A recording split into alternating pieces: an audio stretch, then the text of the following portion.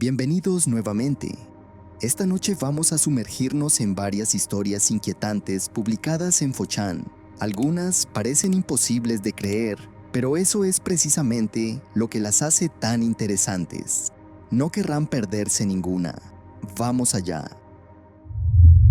Esto pasó en julio de 2022, cuando llevaba unos 8 meses en el turno de noche de un laboratorio estatal en Rochester, Nueva York. Bioquímica, cultivos celulares, nada del otro mundo si trabajas en el área. Mi trabajo era básicamente rutina: monitorizar, alimentar, incubar, registrar, 12 horas, 4 noches por semana y el resto del tiempo para mí. El edificio está en la parte sur de la ciudad, cerca de Elmwood Avenue, un bloque bajo, de ladrillo oscuro, con una entrada lateral que da a un aparcamiento medio vacío. Por la noche, solo quedábamos 3 personas en toda la planta: el vigilante en la recepción, un técnico de mantenimiento que casi nunca subía, y yo. Silencio salvo el zumbido de los congeladores y el pitido de las incubadoras cada 15 minutos, como un metrónomo. Trabajaba con 6 líneas celulares distintas. 5 eran estándar, cosas que se usan en cualquier laboratorio del país. La sexta era un cultivo primario adaptado que llevaba en la casa desde antes de que yo entrara.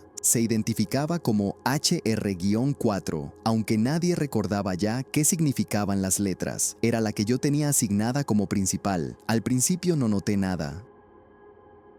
Durante las primeras semanas todo iba dentro del margen. Los datos del microscopio, la tasa de proliferación, el pH del medio, todo cuadraba con lo que dejaban registrado los turnos de día. Empecé a ver el problema en marzo, más o menos. Los conteos que yo hacía al final de mi turno estaban por encima de lo esperado, un 5 o 6%. La primera vez pensé que había contado mal. Repetí, salió lo mismo. Lo apunté con una nota al margen y me fui a casa. A los 3 días volvió a pasar, y otra vez. Al cabo de un mes ya no era un 5%, era un 12, un 15, solo en HR4, solo en mis turnos. Hablé con Dana, la responsable de la sección. Le enseñé los registros. Ella miró los números, miró los del turno de la tarde, se encogió de hombros y me dijo que revisara el protocolo. A veces la gente cambia una cosa pequeña sin darse cuenta y no lo registra, me dijo. Empieza por ahí. Repasé el protocolo 3 veces. Comparé mi rutina con la del turno de la tarde, línea por línea. Mismo medio, mismo lote, misma incubadora, misma temperatura, misma pipeta, mismos guantes de nitrilo. Todo idéntico. Se lo dije a Dana.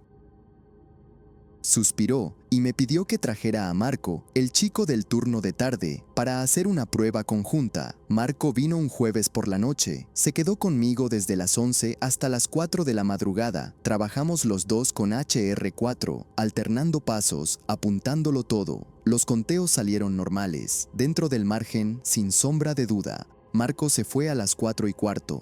Yo seguí solo hasta las 7. A las 6:30 hice un último conteo por curiosidad. Estaba 17% por encima. Me quedé mirando el visor del microscopio un buen rato. Recuerdo la luz fría de los fluorescentes reflejada en la pantalla del ordenador. Recuerdo el olor a etanol del banco y recuerdo que pensé muy tranquilamente que algo no cuadraba en mí, no en el cultivo, en mí. Se lo conté a Dana el lunes. Ella no se rió, cosa que agradecí. Me pidió que no tocara HR4 durante una semana. Otro técnico se ocuparía. Yo trabajaría con las otras líneas y ya está. Esa semana, los conteos de HR4 fueron perfectos, aburridamente perfectos. Volví a HR4 el lunes siguiente. El martes por la mañana, el cultivo estaba 20% por encima.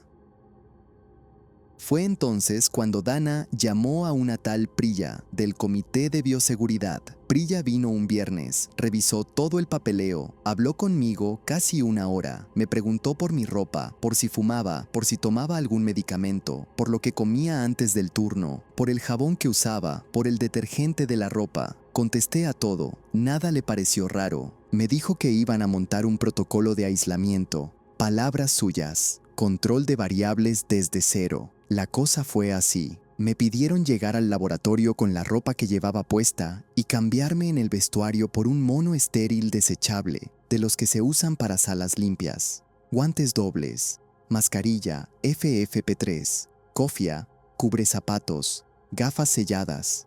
todo nuevo, de un lote que no había tocado nadie más.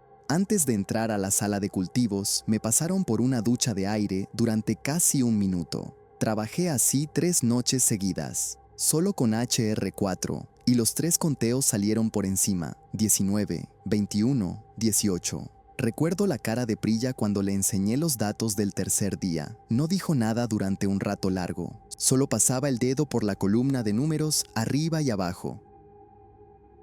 Después me pidió que le repitiera exactamente lo que hacía antes de venir al trabajo, desde que me levantaba. Cada paso, le conté: ducha, café, tostada, cepillarme los dientes, vestirme, coger las llaves, y ella me interrumpió en un punto que me pareció ridículo. ¿Te echas algo? ¿Colonia? ¿Desodorante? ¿Algo con perfume? Le dije que sí, un desodorante normal y una colonia que me había regalado mi hermana por Navidad, una marca pequeña de un sitio de Vermont, hecha a mano. La usaba todos los días desde enero, no la había cambiado en meses. Ella no dijo nada más aquella noche. Me pidió que trajera el frasco al día siguiente. Se lo llevó al edificio de al lado, donde tenían el espectrómetro. Pasaron 9 días antes de que me llamara a su despacho. Cuando entré, había impresiones en la mesa, cromatogramas con picos marcados en rotulador. Me explicó, sin dramatismo, que la colonia contenía un compuesto poco frecuente. No era ilegal ni tóxico, simplemente era raro que apareciera en un producto de consumo. Y ese compuesto, en concentraciones muy bajas, en fase de vapor, interactuaba con un receptor concreto que HR4 expresaba de manera anormal. Cosa de cómo se había adaptado la línea a lo largo de los años. O sea, yo entraba al laboratorio con un olor que un humano normal ni siquiera detecta con claridad. Ese olor no se quedaba en mi piel, se quedaba en el aire. Pasaba por el sistema de ventilación de la sala. Llegaba a HR4. Y HR4 reaccionaba, solo esa línea, solo con esa molécula, solo conmigo, porque nadie más en el edificio usaba esa colonia. El mono estéril no había servido para nada porque el compuesto no salía de mi piel de manera directa, salía de mi cabello, de la ropa que había llevado el día anterior, de mi bolsa, vestigios, cantidades minúsculas que la ducha de aire no arrastraba del todo. Me pidió el nombre de la marca. Le dije que se lo mandaba por correo. Al día siguiente, dejé de usar la colonia. Guardé el frasco en un armario, envuelto en 2 bolsas. Los conteos de HR4 volvieron a la normalidad en cuestión de una semana. El caso lo publicaron unos meses después, en una revista pequeña, de esas que leen solo 4 personas de cada facultad. Un artículo breve, con Priya como primera autora, sobre interacción accidental entre un compuesto de perfumería y una línea celular con perfil de receptores atípico. 5 páginas, 2 gráficas. Yo aparezco como técnico en los agradecimientos, sin nombre completo. Todavía guardo el frasco. Está en el fondo del armario del pasillo, en su caja original, con las 2 bolsas. Nunca lo he vuelto a abrir. No es miedo. Es que a veces, cuando paso por delante, me acuerdo de aquellas 3 noches con el mono blanco y las gafas selladas, contando células a las 5 de la mañana, haciendo todo bien y viendo cómo los números subían igual, y de que durante semanas pensé que el problema era yo, no un olor, yo entero.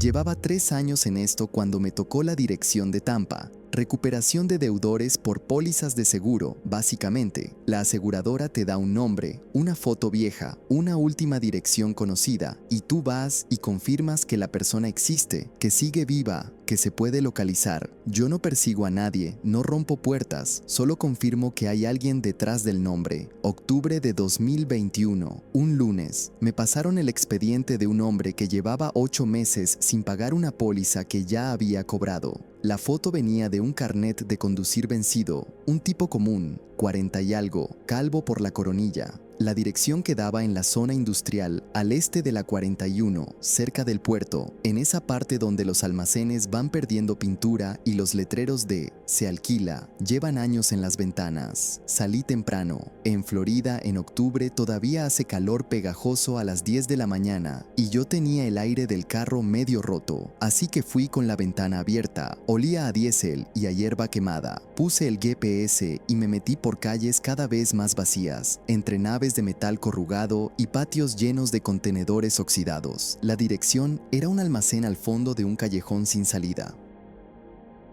Un edificio bajo, largo, techo curvo. La pintura, que alguna vez fue blanca, estaba amarilla de moho.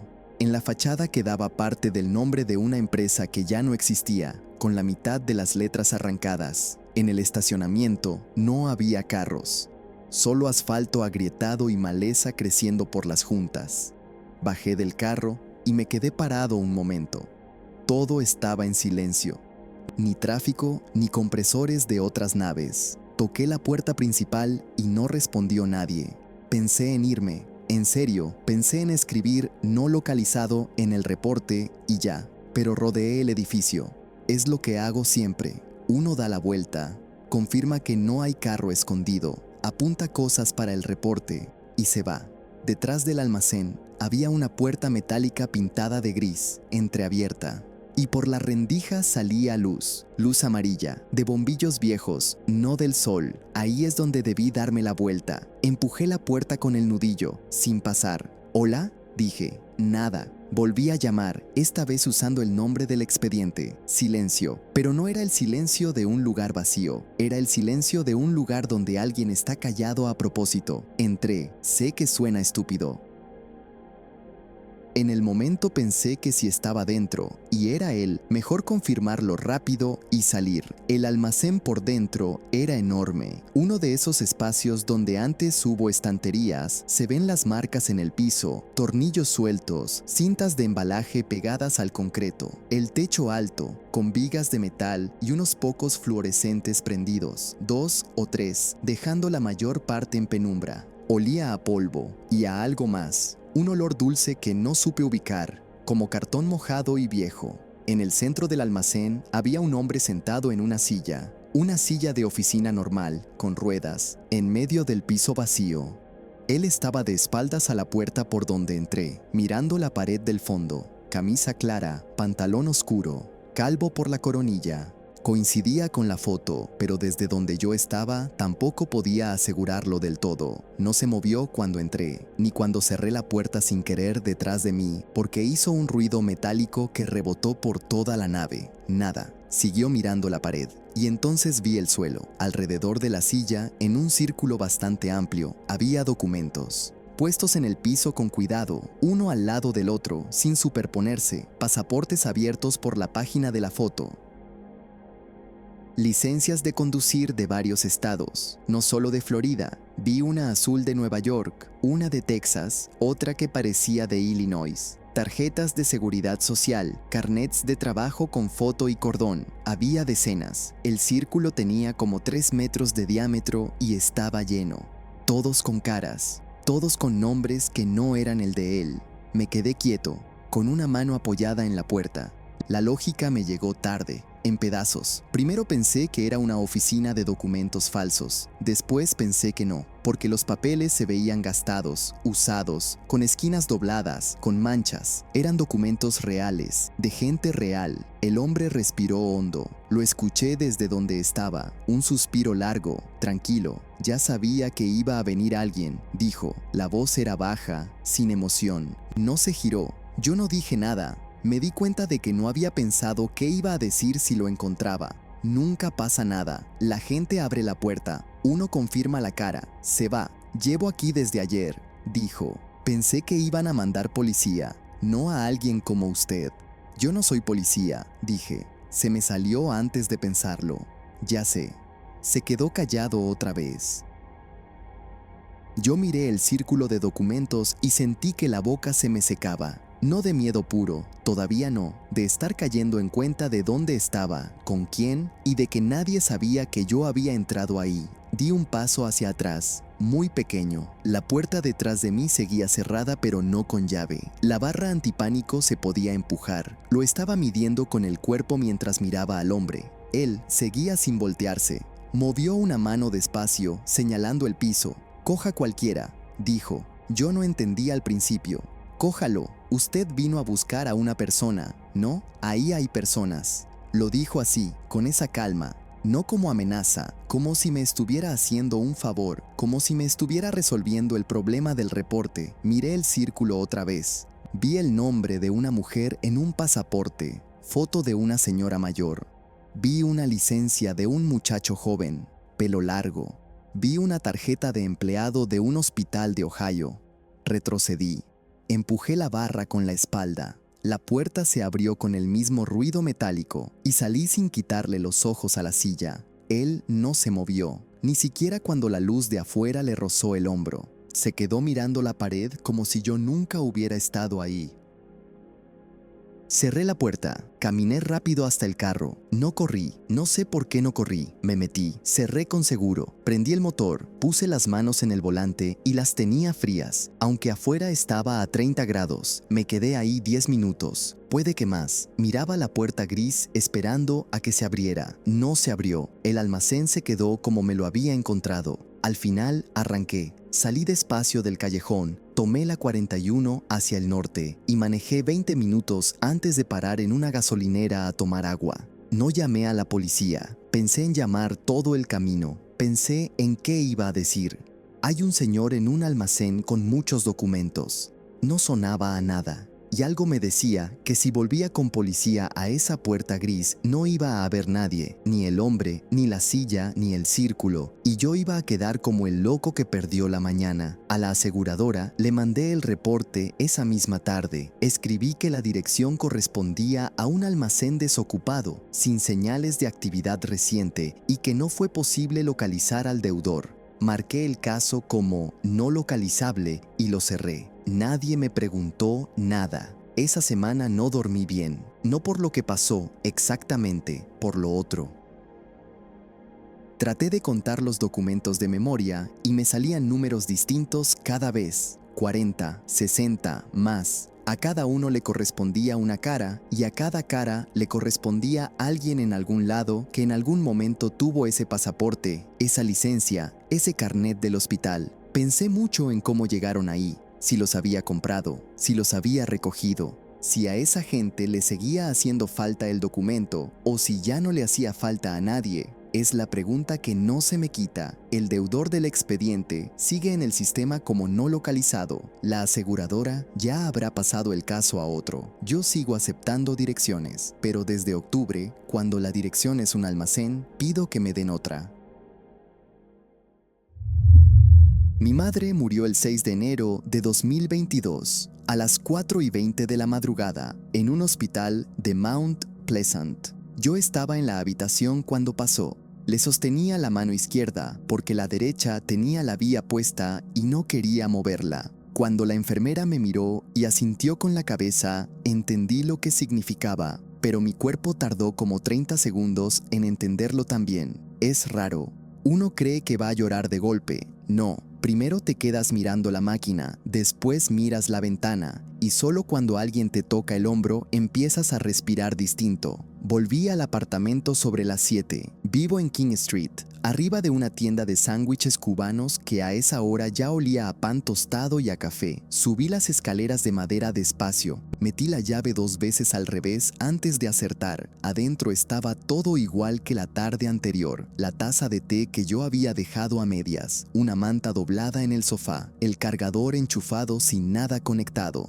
Todo igual, y sin embargo distinto, porque ahora era una casa donde una hija ya no tenía madre. Me senté en el suelo, con la espalda contra el sofá. No sé cuánto tiempo estuve así, quizá una hora. En algún momento pensé que tenía que llamar a mi hermana. Ella vive en Columbia, a un par de horas por la interestatal. Había estado en el hospital 2 días antes, pero volvió porque tenía una nena pequeña y no aguantaba dormir en las sillas de plástico. Le prometí que la llamaría en cuanto pasara algo, a la hora que fuera. Saqué el teléfono. Las manos me temblaban de una forma nueva para mí, no de frío, no de miedo, algo más raro, como si los dedos se hubieran olvidado de mí. Marqué. No usé la agenda, no sé por qué. Marqué el número desde memoria, uno por uno. Y en algún dígito del medio me equivoqué. Yo no lo supe todavía. Sonó 3 veces. Contestó una voz de hombre. ¿Aló? No era una voz que yo conociera. Pero yo estaba tan adentro de lo que iba a decir que ni siquiera lo registré. Empecé a hablar. Se acabó. Se fue hace como 3 horas. Yo estaba con ella, mami. Te juro que le estuve hablando hasta el final. Le dije lo que me pediste que le dijera. Del otro lado hubo un silencio corto. Después el hombre respiró. No colgó. Le compré las flores blancas que le gustaban. Las puse en la mesita.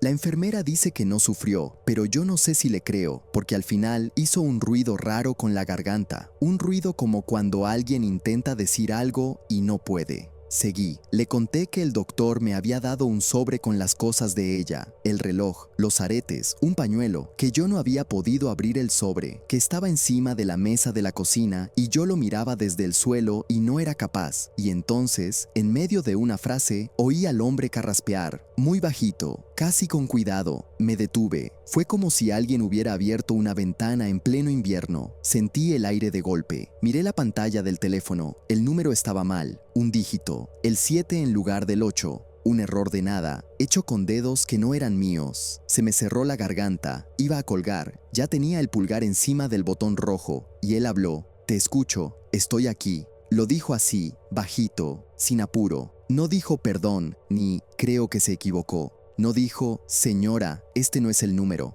Dijo eso, te escucho, estoy aquí. Yo me quedé con el teléfono pegado a la oreja, sentada en el suelo, mirando el sobre marrón encima de la mesa. Pensé en colgar igual, pensé que era ridículo.